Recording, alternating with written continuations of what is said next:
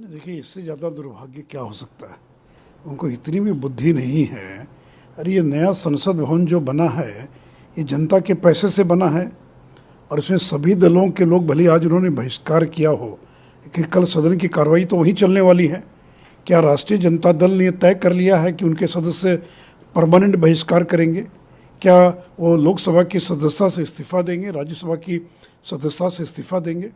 और फिर कॉफिन का चित्र दिखाना, इससे ज़्यादा अपमान लोकतंत्र का क्या हो सकता है कि अगर राजनीतिक दल इतनी घटिया मानसिकता पर उतर आए कि एक शुभ दिन जो देश के गौरव का दिन है, एक नया संसद भवन पूरे देश को समर्पित किया जा रहा है और उसकी तुलना एक मृत व्यक्ति को जिस बक्से में रखा जाता है, जो कॉफिन जिसको कहा जाता है, उसका चित्र उन्होंने आज ट्वीट किया है।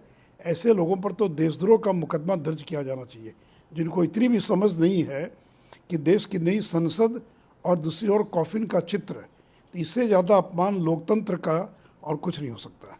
लेकिन इतना ही नहीं, जेडीयू जो उनका अभी महागठबंधन का हिस्सा है वो कह रहे कि कलंक का दिन है। देखिए, कल नीतीश कुमार ने कहा कि नए भवन के बनने की आवश्यकता क्या है।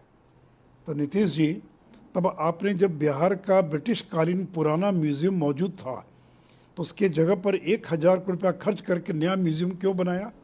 जब पटना के अंदर श्री कृष्ण मेमोरियल हॉल एक बड़ा सभागार मौजूद था तो आपने बापू सभागार क्यों बनाया?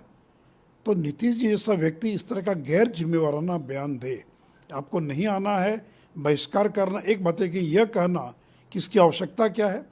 2026 के बाद जब नया परिसीमन होगा तो सदस्यों की संख्या बढ़ सकती है, वो कहाँ बैठेंगे?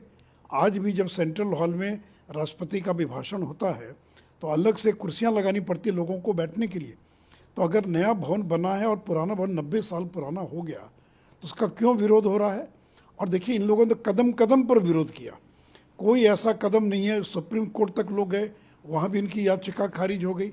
जब सिंह जो एम्ब्लेम था, नेशनल एम्ब्लेम, वो जब लगाया गया उस समय इन्होंने विरोध किया, शिलान्यास का विरोध किया।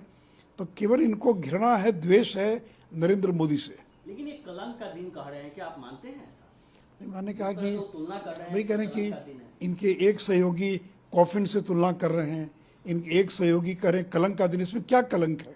मुझे बताएं ना, समझाएं ना, इसमें क्या कलंक है? क्या देश के प्रधानमंत्री को अधिकार नहीं? और क्यों नीतीश जी ने बिहार विधानसभा का जो नया भवन बना उसका उद्घाटन क्यों किया उन्होंने, क्यों उन्होंने शिलान्यास किया? और बता दें नीतीश कुमार की 17 साल में बिहार में एक भी भवन का उद्घाटन और शिलान्यास अगर उन्होंने राज्यपाल से कराया हो, आपको मौका मिला तो आपने खुद किया।